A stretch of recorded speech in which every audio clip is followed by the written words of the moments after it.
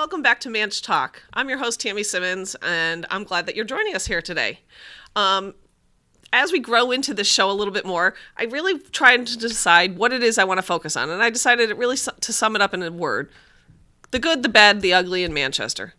And then on top of that, the great things in Manchester, because despite what some people might have you think, Manchester really is a great place. We have a lot of beautiful outdoor spaces. We have a lot of great people. We have a lot of great initiatives. And I think sometimes we give our city a little bit too hard of a time. So you'll see me featuring all sorts of businesses and outdoor spaces here in Manchester.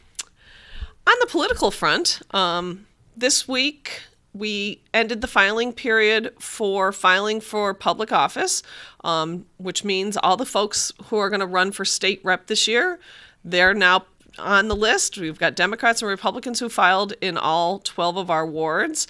What's kind of neat is there's some new and exciting young people that are trying this out for their first time. In addition to having some great incumbents come back. I happen to be a state rep myself. I represent West Manchester Ward 10. I'm just finishing up my second term, and I really enjoy it. I find it quite invigorating to go up there and represent my constituents and focus on the things that make New Hampshire great, like limiting the size of government and making sure that people's personal liberties are protected. So I'm signed up to run again. My co-runner, I guess we can call him, and my partner in life, Dan Garthwaite, is also signed up to run in Ward 10, and we look forward to an invigorating summer of meeting our voters and knocking on doors, and then in the fall, taking on AFL-CIO former President Mark McKenzie and current state rep Tim Smith, also, who's serving in Ward 10 now. In addition to me, incumbent-wise, I'm glad to see that Victoria Sullivan's running again. She's a great voice for education and for parents. She serves on the education committee. She's a great voice for the people. She thinks a lot about the folks in Manchester and the folks in New Hampshire when she's making her votes, and I'm very happy to see that she'll be running again, and I can't imagine how she won't win. Mark McLean, he is a first-time rep also out of Ward 8. He's turned out to be an amazing vote up in Concord. He's voted to, keep spending low and protect your rights. So I was very happy to see that he'll be running again for his seat in Ward 10. Hopefully, maybe this time he'll be able to defeat Tommy Katziantonis and we can get a second Republican in that ward. On the new side of things, we've got some young people that I'm very excited to be working with, helping along, shouldering, helping them with their campaigns, showing them the ropes, answering their questions for them. Japhett Stevens is going to run in the 4567 Flotilla, I believe. He's a young guy I've known for years outside of politics, so that's kind of exciting. Mark Langdon in Ward 7 is also filing just today. He'll be a great voice. He seems like a really enthusiastic person, and that's sometimes all we need is some enthusiasm in politics. In addition to the state rep candidates, obviously there's going to be state senate races. I know Ralph Boehm and Ross Terrio are both looking to unseat Donna Soucy, and then there'll be some folks running to replace David Booten, who's decided to retire. And from what I understand, Carla Garricky from Ward 11 has decided to challenge Lou D'Alessandro, so that should be interesting. Beyond that, obviously, we have all the county offices and governor's race. We have 4 Republican candidates for governor, which is nice. We have our own mayor, Ted Gatsas. We have executive counselor Chris Sununu, Representative Frank Edelblue, and Senator Jeannie Forrester. So it's kind of a mixed bag. We've got one from every category. We've got 4 strong candidates that will do this state justice, because the one thing that I think we need more than anything is a Republican governor. And you might ask, well, why would that be? Well, the reality is that the governor in this state doesn't really actually have a whole lot of power. The executive council has a lot of the power to make decisions. The governor can suggest things, but the council has to approve them. But the one thing that the governor can do is veto legislation. as a representative, we work hard on legislation. The Senate works hard on legislation, passes it over to the House or vice versa. We come to a consensus on what we believe is the best for the people. And after all that hard work, unfortunately, Governor Hassan has took it upon herself to veto some legislation. And I thought I would talk a little bit about that. One of the bills that she vetoed was HB 512, which prohibited the confiscation of firearms and firearm accessories during a state of emergency. I don't know about you, but if we are ever in a state of emergency, that's probably the last time that I want to be unarmed.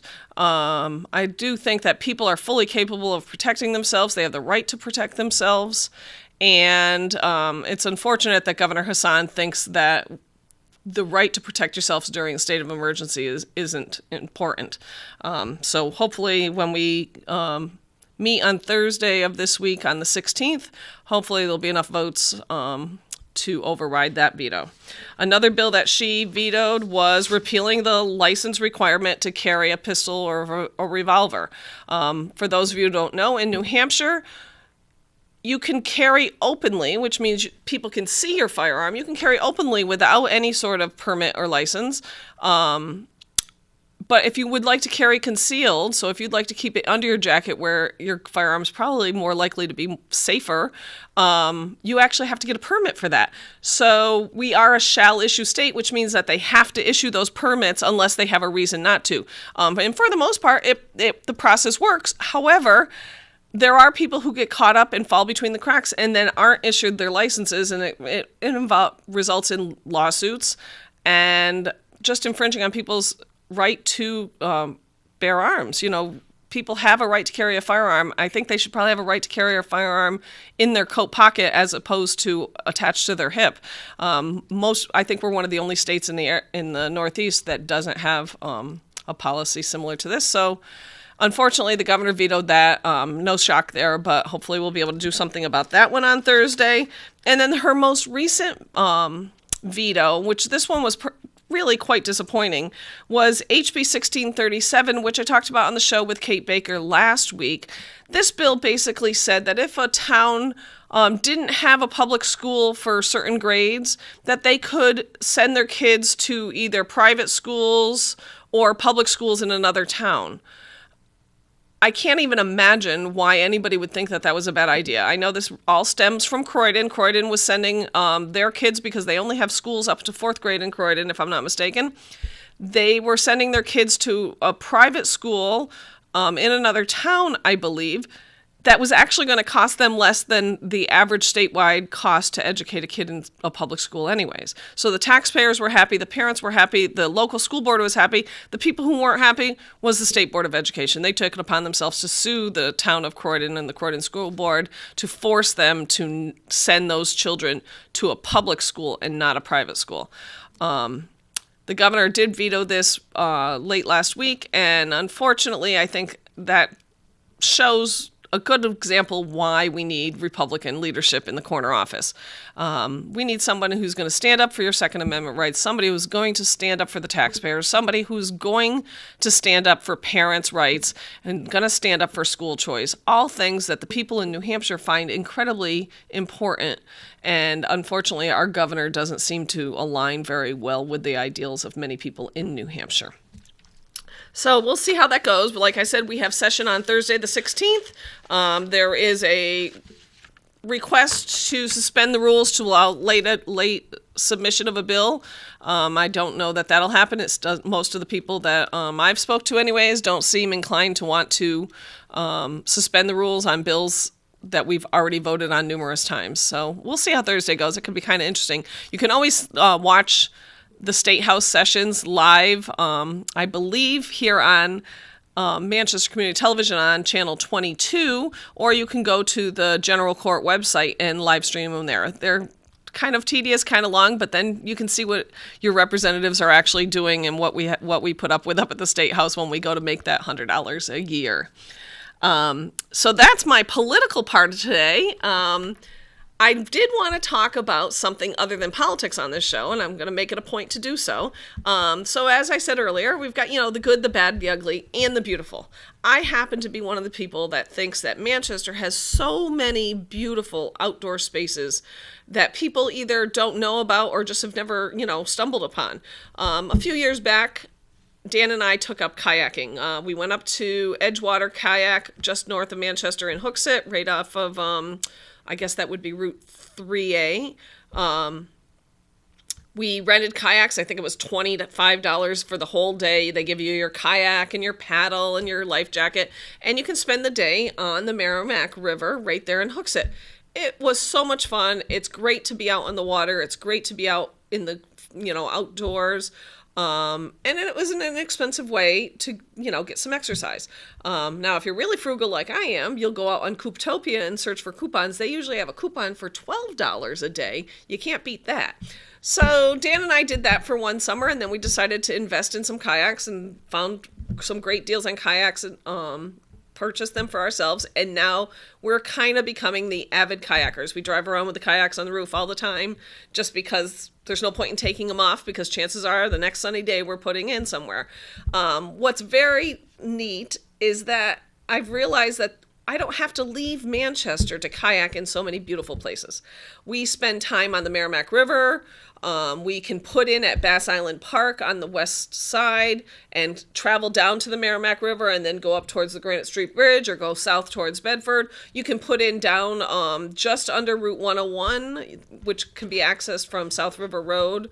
That's a great place to put in. You can go around the island that you see with the flag when you cross the 101 bridge. You can put in Doors Pond up in Livingston Park. You can put in up on Electric Street on West Manchester.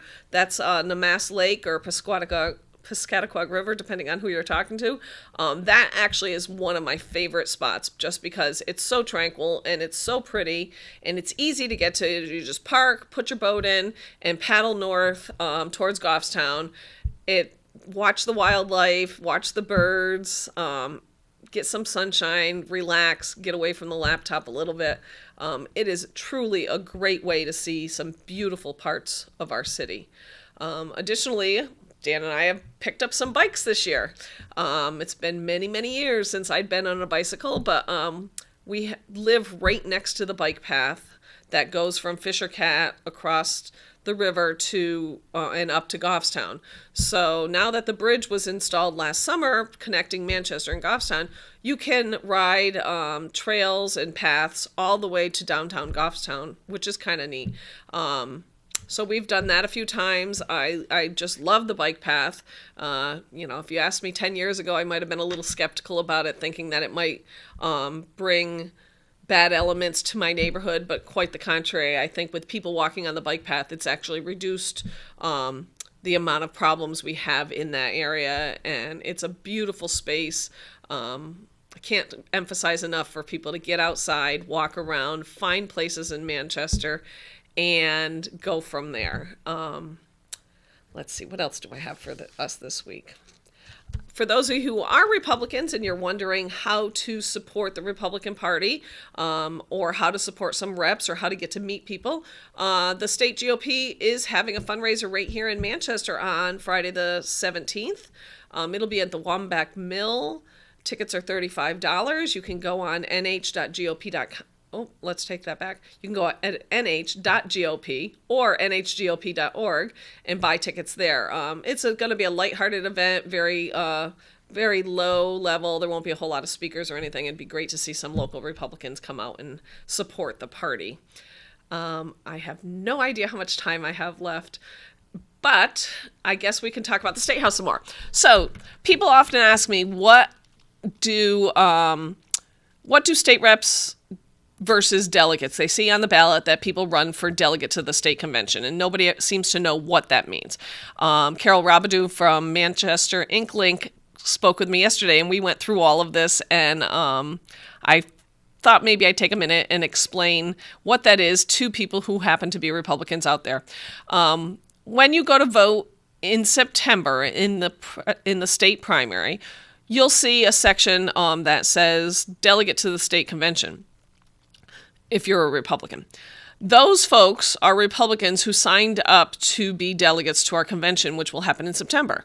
Those folks will do basically two things. They vote on the party platform, and then later in the year, in late November, early December, they vote to elect our state committee members. I'm not sure how the Democratic Party does it, but we do it in a very public election. Anybody who is a Republican could have signed up to run for one of these positions. There's no restrictions. You just have to be a registered Republican in the city of Manchester. I kind of did a quick calculation. It looks like Manchester will have about 54 delegates to the convention this year, so that's nice. We have a nice, strong showing. Usually our conventions aren't too crazy or controversial. There's usually a few issues that come up time and time again, but I'm confident that this year Republicans have decided that they want to unify, and we're looking forward to moving on to the general election in November. As far as the primary and the general election, it's really important that people come out and vote in both. I happen to have a primary in Ward 10, so I'm going to spend my summer talking to voters and reminding them to come out and vote for me in September. They voted for me 2 years ago, and I haven't changed any. I'm the same person you elected 2 years ago, so I can't imagine why you wouldn't vote for me again. But even more so, come November, I think it's really, really critical that people remember that the election this year is not just about who we're electing president. Everybody seems to be caught up in the wave of Trump and Hillary and Bernie and, all the controversy surrounding all these different candidates and all the passion that's involved. And yes, it's important to get out there and vote for president, don't get me wrong. But I'm going to challenge people to do something different this year. Instead of going in and starting at the top of the ticket and working your way down and getting bored, I challenge you to start at the bottom of the ticket and work up. Because the people at the bottom, the people who are running for state rep, the people who are running for those county offices, sometimes they impact your lives far more than a president will. Your state reps are the ones who decide whether or not you can decide where your kids go to school. We're the ones who decide whether or not you can talk on a cell phone. We're the ones who decide whether or not you must wear a seatbelt. We're the ones who decide whether or not patients with illnesses can have medical marijuana. There are numerous issues that directly impact the folks right here in New Hampshire day in, day out. And those decisions are actually made by your state representatives, your state senators, and the governor. So those three races, contrary to what the media might tell you, contrary to what you'll see as far as advertising goes, those three races probably are the most important ones on the ballot. So please, by all means, start at the bottom of your ballot, work your way up, and then make your selection for president. I think you'll be happy to know that you participated in the process and that you affected the decision as to who will best represent you in Concord for the next 2 years. That's really all I've got today. If anybody has any suggestions or comments regarding the show, please, you can email me at ManchTalk@gmail.com. You can also follow us on Twitter or on Facebook at ManchTalk, all one word, ManchTalk. And I look forward to seeing you again next week. Make sure you get out there, enjoy Manchester, enjoy the great outdoors. See you next week.